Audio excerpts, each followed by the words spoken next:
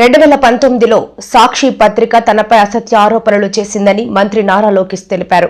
అప్పుడే వారికి లీగల్ నోటీసులు జారీ చేసినట్లు చెప్పారు. విశాఖలో కోర్టుకు వచ్చిన సందర్భంగా ఆయన మీడియాతో మాట్లాడారు. తప్పుడు వార్తలు పదే పదే రాసి నిజం చేయాలనుకోవడం ఆ పత్రిక నైజమని అన్నారు. ప్రింట్ చేయాలి అని చెప్తుంది, అంతేగాని ఆధారాలు లేకుండా ప్రింట్ చేస్తే అది డిఫమేటరీ నేచర్ అని చాలా స్పష్టంగా చెప్తుంది.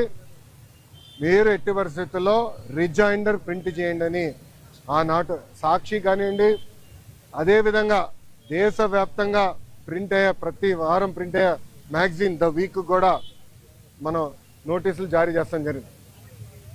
ద వీక్ అవుతే ఇమీడియట్గా మా దగ్గరకు ఉన్న సమాచారం కరెక్ట్ కాదు, మీరు చెప్పిందే కరెక్టు, మేము రిజైండర్ ప్రింట్ చేస్తామని వాళ్ళు చాలా స్పష్టంగా ప్రింట్ చేస్తాం జరిగింది.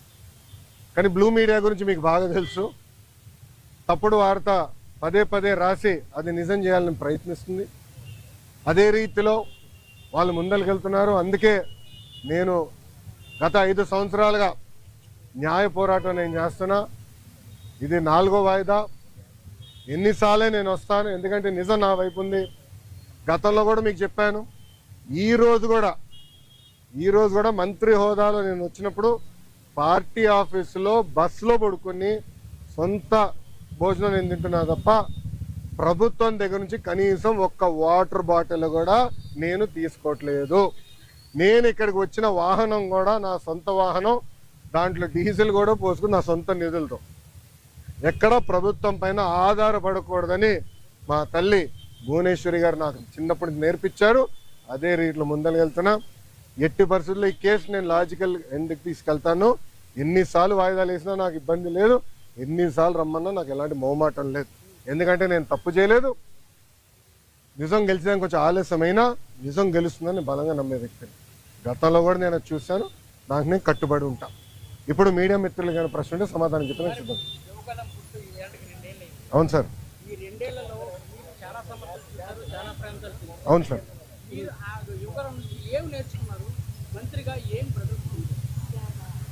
అన్న, నేను స్టాన్ఫర్డ్లో ఎంబీఏ చేశా. నేను స్టాన్ఫర్డ్ ఎంబీఏకి అప్లై చేసినప్పుడు ఒక ప్రశ్న ఉంటుంది స్టాన్ఫర్డ్లో, వై స్టాన్ఫర్డ్ ఎంబీఏ అని. అంటే ప్రైవేట్ రంగం నుంచి రాజకీయాల్లోకి నేను రావాలనుకుంటున్నా, ఏదో ఒక టైంలో వస్తాను, స్టాన్ఫర్డ్ ఎంబీఏ నేను ప్రిపేర్ చేస్తున్నాను భావిస్తున్నాను అనుకున్నా అని రాశా. కానీ అక్కడికి వెళ్ళి చదువుకున్నారు, నాకు అర్థమైందంటే స్టాన్ఫర్డ్ ఎంబీఏ బిజినెస్కి మంచిది అని. పాదయాత్ర రాజకీయాల్లో ఒక ఎంబీఏ లాంటిది. ఎందుకంటే ప్రజలకి దగ్గర ఉంటాం, నిరంతరం ప్రజల సమస్యలు తెలుసుకునేవాడిని. సో ఇప్పుడు ఎవరన్నా నాకు అర్జీ ఇచ్చినా, నన్ను ఎవరన్నా కలిసినా, ఒక మెసేజ్ నాకు వచ్చినా, తన వెనకాల ఎంత కష్టం ఉందో నాకు ఇప్పుడు అర్థం చేసుకోగలుగుతాను. సో యువగలం పాదయాత్రలో కూడా నేను అనేక హామీలు ఇచ్చాను. ఒక్కొక్క హామీ నిలబెట్టుకుంటూ వెళ్తున్నాను. ఇచ్చిన ప్రతి హామీ నేను నిలబెట్టుకున్నాను, దాంట్లో ఎలాంటి సందేహం లేదు. రెండోది, యువగలం పాదయాత్ర అయిన తర్వాత నిరంతరం ప్రజల్లో ఉండాలని నా కోరిక. సో అమరావతిలో కూడా, ఎందుకంటే నాకు మంత్రిగా నాకు బాధ్యతలు ఉంటే కనుక నేను ప్రజల్లో ఉండాలంటే నిరంతరం ప్రజల్ని కలవాలని ప్రజా దర్బారు పెట్టుకున్నా. ఇక్కడ కూడా మీరు చూస్తే వైజాగ్ వచ్చి మీరే ఉన్నారు, కోర్టు కొంచెం లేట్ అవుతుందని పరిగెత్తుకుంటూ వచ్చే తప్ప మళ్ళీ ఇప్పుడు వెనక్కి అక్కడికి వెళ్తున్నా, పార్టీ హౌస్కి వెళ్తున్నా, ప్రజల దగ్గర అర్జీలు తీసుకుంటున్నా, వాళ్ళ సమస్యలు పరిష్కరించే మార్గం నేను ఎత్తుకుంటాను. ఆల్రెడీ మేము రాసుకున్నాము, అది సంబంధించిన మంత్రులందరి దగ్గర పంపించాను. ఆర్థిక శాఖ మంత్రి కేశవ్ అన్న కూడా చర్చించాను. దానికోసం ప్రత్యేక నిధులు కూడా ఆయన కేటాయిస్తానని నాకు హామీ ఇచ్చారు. వచ్చే బడ్జెట్లో అది ఉంటుంది. తప్పనిసరిగా ఇచ్చిన ప్రతి హామీ మేము నిలబెట్టుకుంటాం. ఎస్టిమేట్స్ అని మార్చి వరకు వస్తుంది.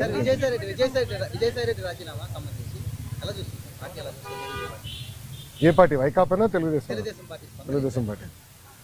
ఇప్పుడు ఒకటన్నా, తల్లి చెల్లికే జగన్మోహన్ రెడ్డి గారి పైన నమ్మకం లేదు, ఇంకా పార్టీలో ఉన్న నాయకులకు ఎలాంటి నమ్మకం ఉంటుంది?